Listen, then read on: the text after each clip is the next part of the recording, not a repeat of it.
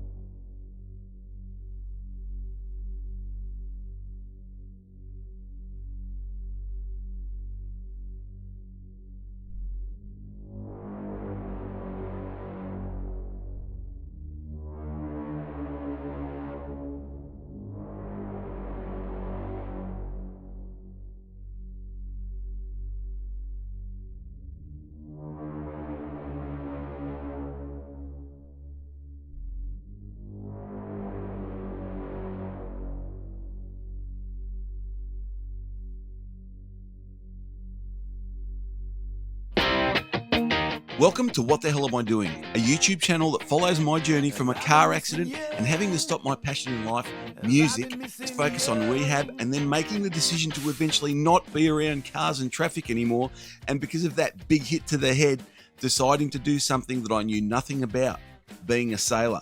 To inspire myself, I'd become a YouTube sailing channel fanatic. I sailed the southeast coast of Australia, then even more inspired by some sailing channels who were buying and repairing hurricane damaged sailboats, I also found myself the only sailboat I could afford, a hurricane damaged one. But it was on the other side of the world in the Caribbean, and it came with more risks and having to deal with people being a bit scammy. By the time I got here, some people were advising me to cut my losses and walk away, but that is just not who I am. I was in a pretty shady situation involving a dodgy big shot salvager and a sketchy boatyard, but I was also in a new world, on an island where people were trying to recover after being smashed by a massive hurricane, as others were trying to take advantage of them. I was warned to be very, very careful, but by the time we got to this episode, I just about had enough of the BS I was being told, and I just wanted my boat.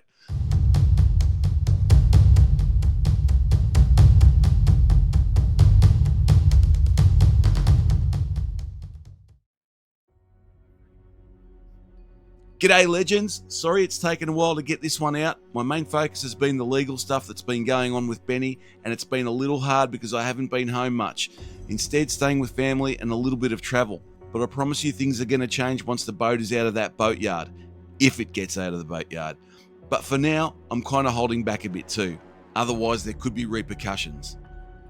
After arriving on the island and being told by the boatyard office that Benny the Beneteau wouldn't be leaving the boatyard because of an outstanding salvage bill, which incidentally I hadn't received in the 8 months prior to arriving at the boatyard and should never have received, go back and look at episode 15 for that story, I was now in a bit of a situation, not to mention just a bit fired up. I had come 20,000 kilometres from the other side of the world, paid for a yacht, and was now being told I couldn't have it because of a bill I hadn't received. To make matters worse, my time on the island was fast running out, and I still didn't know if I'd be able to repair my broken mast or find another one on the island, or even if I could get my boat out of this sketchy as hell boatyard and to the main island of Grenada, where I'd either have a better chance of finding a replacement mast or at least where I could safely store the boat until I could save enough money to buy a completely new one. Around now, I was also starting to ask myself if I should even be paying any more storage on the boat or if I should even be buying another mast, knowing that I could lose the whole boat anyway. There were a lot of serious questions that needed answering, and what was about to happen in these next few days could decide whether I keep chasing this dream or admit defeat and walk away, at the same time losing all the money I'd invested. It was time to decide whether I was going to sit there and take it or start getting angry and start throwing some serious punches, and I chose throwing punches. As I had already mentioned, I had told the office of the boatyard face to face that I knew that my boat was lifted from where she had fallen during Hurricane Beryl by their travel lift, operated by their employees. Therefore, under contract, I should only be charged at their contracted storage yard rate of around $250 per hour. and I also told him that I had told the dodgy salvager that I wouldn't be paying his bill.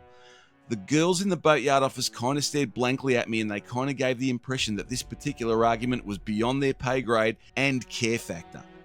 But after coming this far, then being told I can't have my boat because I haven't paid an invoice that I never received, the first thing I had to do was get hold of the salvager and ask why this imaginary invoice was against the boat. This was a priority. But just before I did that, I needed a rock solid argument against the salvager's bill.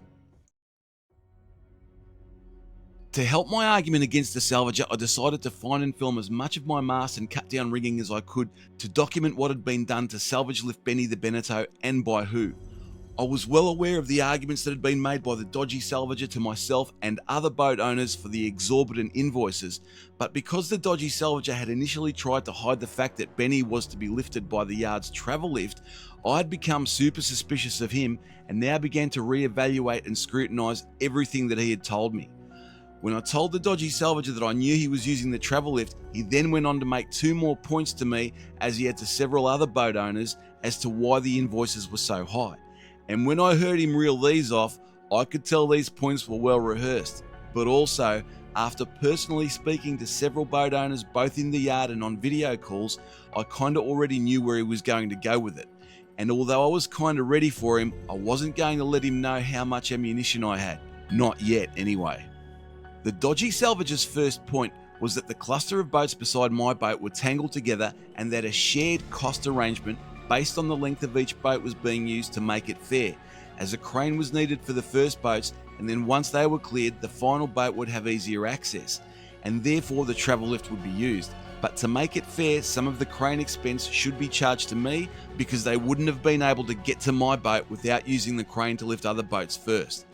Now when I heard this, I didn't say anything, but my BS meter was going off like a smoke alarm at Willie Nelson's place when Snoop was visiting. What he was telling me, in other words, was that the guy that owns this boat at the start of the pile is going to share costs with the owner of the last boat at the end of the pile, even though the 2 boats needed very different amounts of time and effort to retrieve. Now, could you imagine if an insurance company used this method in a vehicle pile-up? Imagine the owner of a motorcycle that just needed wheeling onto a ute tray getting a similar bill to a guy whose truck was on its side. Imagine the confusion you'd get when the first tow truck driver has to speak to the tow truck drivers of all the other cars to sort out a shared cost arrangement. And imagine the insurance companies trying to sort out if they had to even the costs out. So, after giving it just a little bit of thought, it was safe to say that this was total BS. An insurance assessor friend then told me this. When you have a car pile up, what generally happens is that the area is photographed and positions, damage and impacts documented in a report, usually a police report, but it should also be documented by the salvage operator or tow truck driver so that they can justify their invoice, and the 2 reports should mirror each other. But in the boatyard, where the dodgy salvager had an agreement with the owner of the boatyard to be the sole salvager, interestingly, this was never done. And you could put that down to everyone agreeing that the hurricane was at fault. But it's not a given that during any hurricane in any boatyard that all boats are just going to fall over. There are other safeguards in place, like hurricane strapping and chocking. Now, could it be that the boatyard was trying to hide something? Why didn't they want us to see any more of what had gone on in the yard? Could the boatyard's methods have been inadequate in some way? The lack of photos and reports on how each boat had fallen over had me very suspicious. For some reason, the salvagers came in and no assessment report was done and no pictures taken to show reason as to why virtually every boat in the yard had fallen over or what was going to be needed to recover each one. And to make matters even more suspicious, when I'd contacted a famous sailing YouTuber just after the hurricane who was in the yard to ask him if he could film my boat so I could get an idea of its condition prior to the purchase, just a few weeks after Hurricane Beryl, he told me that the yard had now banned anyone from filming or taking photos. Now, why would they do that, I thought at the time? Could it be for security reasons? I doubted that, seeing as the yard had 24-hour security and in the weeks after Hurricane Beryl, nobody without a valid reason for being there was even allowed onto the island. So the mystery remained. Why would the owner of the boatyard ban photography, and why were no reports made on how the boats fell over and were damaged? But in any case, how multi-vehicle pileups work is that once all vehicle positions and impacts are meticulously documented by authorities and insurance company assessors, the easiest accessible vehicle is then removed first, then the next easiest, and so on and so forth. The time and effort is then billed to each vehicle's insurer or owner by each towing and salvage company. That's how it's always worked. It just makes sense, and this way there's much less paperwork. If it's done properly and thoroughly, then liability can be established later by looking at the reports of the police and insurance assessors' photos, salvage workers' site videos, and testimony of witnesses. But the method of this salvager was using basically no reports, no photos or video, and therefore no proof of how each boat had fallen or how it was recovered. It goes without saying that this was just plain wrong and gave no accountability. My opinion was that the method that the salvager was pushing was chosen for the opposite reason, to mask why boats fell over and hide how they were recovered. I believe it was planned this way basically to confuse the owners and insurers of the boats to stop them asking any more questions about each boat. As a matter of fact, in the time the dodgy salvager was in the yard, which was reportedly over a month, not one report was written on any boat's recovery, and the result of that was that to the boat owners that weren't there, the salvager could make the recovery lift seem more complicated than it actually was, and in turn be able to charge more for his so-called service. Also helping him to do this was the fact that hardly anyone was there after the hurricane to check on what he was doing. This meant that to counter his argument about how much effort it took to lift my boat, even though he was not supposed to lift it, I was going to have to piece together a report myself on how much work was required. First, I'll start with the mast from top down and then bow to stern. The mast had broken in two pieces, snapping at each spreader, and had fallen to just above the deck, the higher piece sitting across the boom and being held up by internal rigging from the second piece of mast and wires and the collapsed standing rigging. The second piece of mast was hanging downwards, also still attached to the bottom of the mast, which was still standing around 20 feet above the deck. But the second piece of mast was not long enough to impact the deck, and luckily none of the pieces had impacted any of the fiberglass. There are literally 8 points where the standing rigging connects with the deck, and once the mast had collapsed, none were under tension, apart from any internal mast lines like the halyards, which were obviously still holding mast pieces to each other. Now take into consideration that all the yachts around Benny were cleared beforehand, so the salvager had clear access all around the boat from the ground. Going from bow to stern, the first cut point would be the forestay which holds the jib, and this could be done simply standing on the ground in front of the bow. Second would be the same forestay but at the masthead, which was originally laying across the boom and elevated over the boat to starboard, but would now be easily accessible as the yacht beside was removed and the boom would be almost at ground level.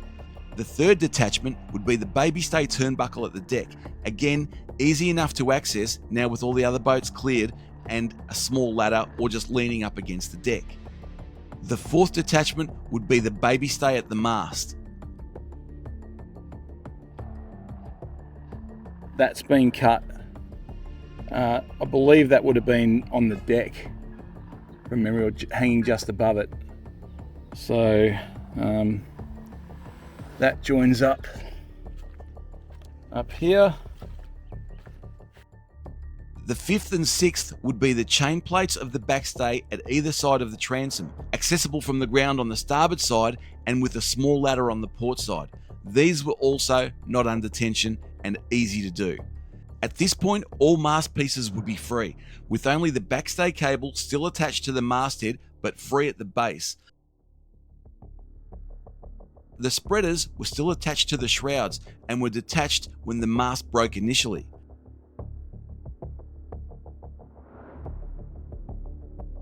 The top two mast pieces, now all still connected to each other via the internal halyards and cables, could now be pulled to the ground on the starboard side, angling to the ground from the highest point of the broken base mast piece. By the time that was done, the top piece would virtually be laying on the ground on the starboard side. Once secure, the internal halyards and wires could be cut and the two top pieces should slide right off the internal halyards and cables.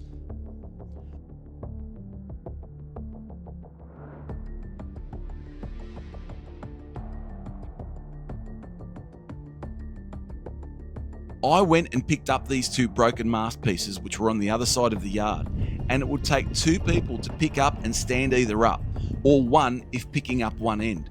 Seeing as there were roughly 5 boatyard staff helping, no craning would be necessary to pick them up. The remaining stays laying across the boat would now be easily removable by unscrewing the turnbuckles and simply pulling the stays and shrouds, which are made from a rigid stainless steel, preventing a spaghetti type entanglement. These stays are so hard to entangle, in fact, that I had a tough time trying to coil and store them. They basically want to stay straight, which makes them very easy to pull out of a mess like this. At this point, the only thing left to do would be for the boom to be secured, some lines to be tidied up, and then the travel lift brought in to lift her up. It's not rocket science, and with a little bit of common sense, including being very careful not to cut anything under tension, securing things that could move until you're ready for them to move, any person with half a brain could have cleaned up the mast in a couple of hours and without a crane. I wrote it all down, put together as many pictures and diagrams to back up my theories as I could, and sat down to write my email. I decided that speaking to the larger salvage company, who were affiliated with the dodgy Salvager, was a way to get concrete answers, especially as I had heard from some people that they could be reasonable and they had a good reputation to uphold. In the next few days, I sent them email after email explaining the situation and asking them to release my boat. I even tried to solve the situation by offering to pay what I was quoted by another crane company, who were eventually blocked from working in the boatyard. But after offering that and several more emails, all I got was a short email asking me to call the owner of the salvage company. Now, that request may seem reasonable to some people, but personally, I've learned over the years that in business, especially when legal proceedings could be involved, that I prefer every communication documented, like in emails. So at first I balked at the phone call, and all subsequent emails I sent insisting on keeping communication to emails then went unanswered. This lack of communication was now directly costing me money, as it looked increasingly more likely that I would not be able to get Benny the Beneteau out of the yard and to a better boatyard 60 kilometres away on Grenada's main island, where if need be, a brand new mast would be ordered. And for a number of other reasons, including being so far from home, a sick dad back in Australia at the time, and because I had a strict budget to stick to, I wouldn't be able to stick around very long to keep trying. I also needed some time to earn money in Australia to return to Grenada, and the chances were that I probably wouldn't be back for at least 6 months. And on top of all that was the extra expense of the boat storage in that time.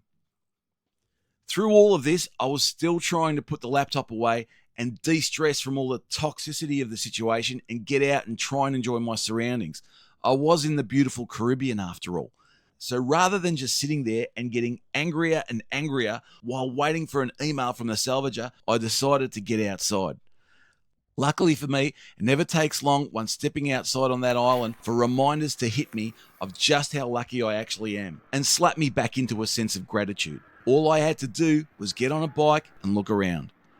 The devastation from Hurricane Beryl was still everywhere, as were the obvious signs that people were still doing it tough, in a place that was already tough enough before the hurricane.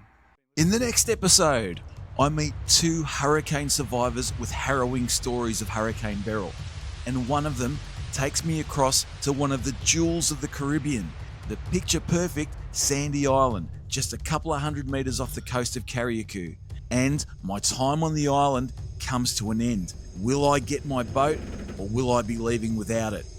And Raph and Sasha from Spirit Animal and Andy, my mate, the super fantastic South African, put me onto a guy that may lead me to a mast that could change the whole deal. Will I have a boat? Will I get a mast? See you in the next episode.